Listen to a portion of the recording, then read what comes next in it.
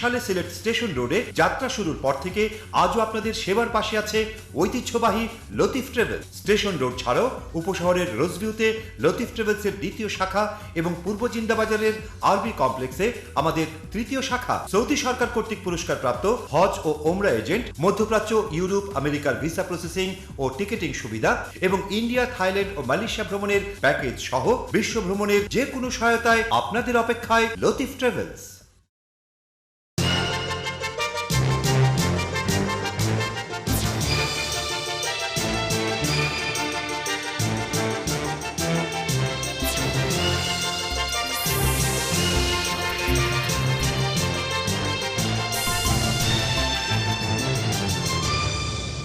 আসসালামু আলাইকুম। সিলেট স্টুডিও থেকে চ্যানেলে সিলেটের খবরে আপনাদের সকলকে আমন্ত্রণ জানাচ্ছি। আমি প্রিয়াঙ্কা গুপ্তা। শুরুতেই জানিয়ে দিচ্ছি খবরের শিরোনামগুলো। প্রায় 18 কোটি টাকা ব্যয়ে কানাইঘাট উপজেলার বরচতুল দরবস রাস্তার নির্মাণ কাজের ভিত্তিপ্রস্তর স্থাপন করলেন বিরোধী দলীয় হুইপ আলহাজ সেলিমউদ্দিন এমপি। প্রতি বছরের মতো এবারও ইফতারের খাবার নিয়ে সিলেটের অসহায় ও দুস্থ মানুষের পাশে দাঁড়িয়েছে ইকরা ইন্টারন্যাশনাল। রমজান মাস জুড়ে প্রায় 2500 মানুষকে ইফতার সামগ্রী দেওয়ার লক্ষ্যমাত্রা নির্ধারণ।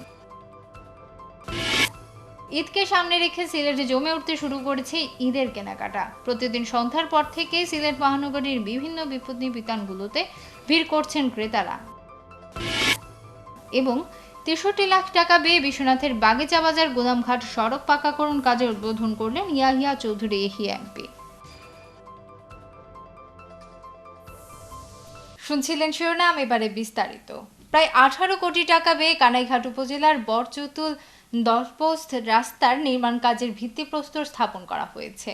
শনিবার কানাইঘাটে রাস্তার ভিত্তিপ্রস্তর স্থাপন করেন সিলেট 5 জকিগঞ্জ কানাইঘাট আসনের সংসদ সদস্য ও জাতীয় সংসদের বিরোধী দলীয় হুইপ আলহাজ সেলিমউদ্দিন এমপি। বহুল আলোচিত এই রাস্তার নির্মাণ কাজ শুরু হয় আনন্দে উচ্ছ্বসিত এলাকার মানুষ। ভিত্তিপ্রস্তর স্থাপন শেষে এমপি রাস্তার উন্নয়ন কাজের বিভিন্ন দিক ঘুরে দেখেন। এছাড়া একই দিনে কানাইঘাটের সমাজসেবা অধিদপ্তরের আয়োজনে কানাইঘাট লোভাচড়া চা বাগানের শ্রমিকদের মাঝে চাল, ডাল, সয়াবিন তেল সহ নানা খাদ্য সামগ্রী এবং মৎস্য সেবা প্রকল্পে নিয়োজিত কানাইঘাটের বিভিন্ন ইউনিয়নে কর্মরত কর্মীদের মাঝে বাইসাইকেল বিতরণ করেন আলহাজ সেলিমউদ্দিন এমপি। কানাইঘাট উপজেলার নির্বাহী অফিসার তারেক মোহাম্মদ জাকারিয়ার সভাপতিত্বে অনুষ্ঠানে প্রধান অতিথির বক্তব্যে এমপি বলেন, বাংলাদেশ ধীরে ধীরে অনেক এগিয়ে যাচ্ছে।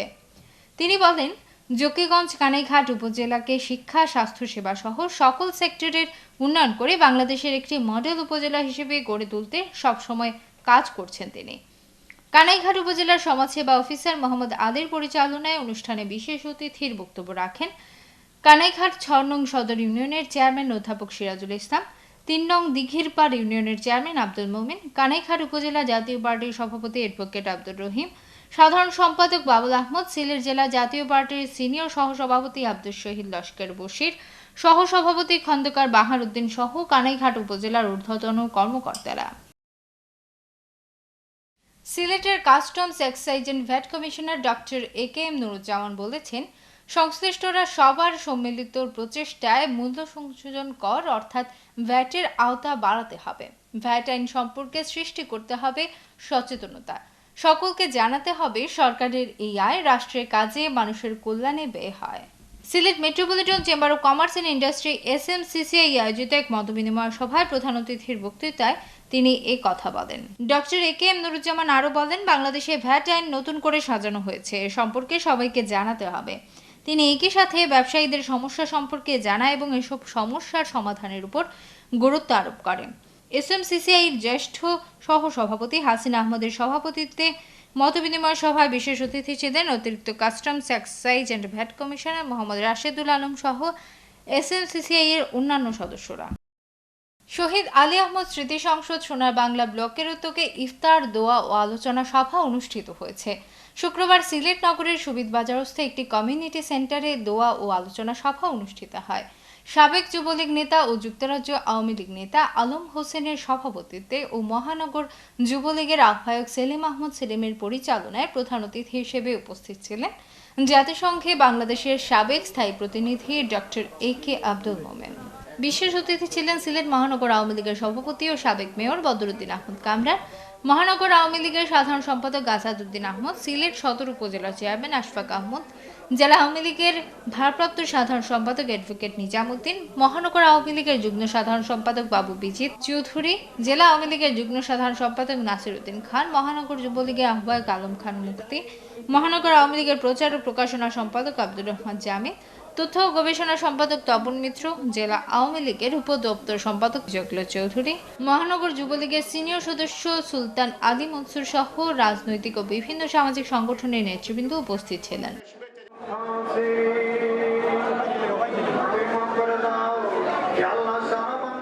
হবিগঞ্জে অনুষ্ঠিত হয়েছে দুর্যোগ ব্যবস্থাপনা বিষয়ক সেমিনার। বৃহস্পতিবার হবিগঞ্জ সার্কিট হাউসে অনুষ্ঠিত সেমিনারে আলোচনায় অংশ নেন নবীগঞ্জ উপজেলা চেয়ারম্যান অ্যাডভোকেট আলমগীর চৌধুরী, অতিরিক্ত জেলা প্রশাসক সার্বিক শফিউল আলম ও প্রেস ক্লাব সভাপতি ফজলুর রহমান। সেমিনারে দুর্যোগ ব্যবস্থাপনা সংক্রান্ত নানা বিষয়ে আলোচনা করা হয়। বক্তারা বলেন, দুর্যোগের পূর্বাভাস সঠিকভাবে দিতে পারলে ক্ষয়ক্ষতির পরিমাণ অনেক কমে যায়।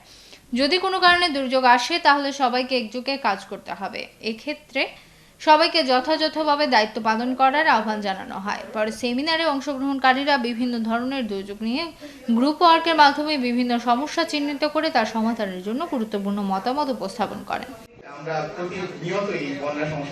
খবরের এ পর্যায়ে নিচ্ছি ছোট্ট একটি বিরতি। ফিরে এসে অন্যান্য খবরের সঙ্গে আরও যা থাকছে। প্রতি বছরের মতো এবারও ইফতারের খাবার নিয়ে সিলেটের অসহায় ও দুস্থ মানুষের পাশে দাঁড়িয়েছে ইকরা ইন্টারন্যাশনাল। রমজান মাস জুড়ে প্রায় ২৫০০ মানুষকে ইফতার সামগ্রী দেওয়ার লক্ষ্যমাত্রা নির্ধারণ। ঈদকে সামনে রেখে সিলেটে জমে উঠতে শুরু করেছে ঈদের কেনাকাটা। প্রতিদিন সন্ধ্যার পর থেকে সিলেট মহানগরীর বিভিন্ন বিপণী বিতানগুলোতে ভিড় করছেন ক্রেতারা। এবং ৬৩ লাখ টাকা ব্যয়ে বিশ্বনাথের বাগিচা বাজার গোদামঘাট সড়ক পাকাকরণ কাজের উদ্বোধন করলেন ইয়াহিয়া চৌধুরী এহিয়া এমপি।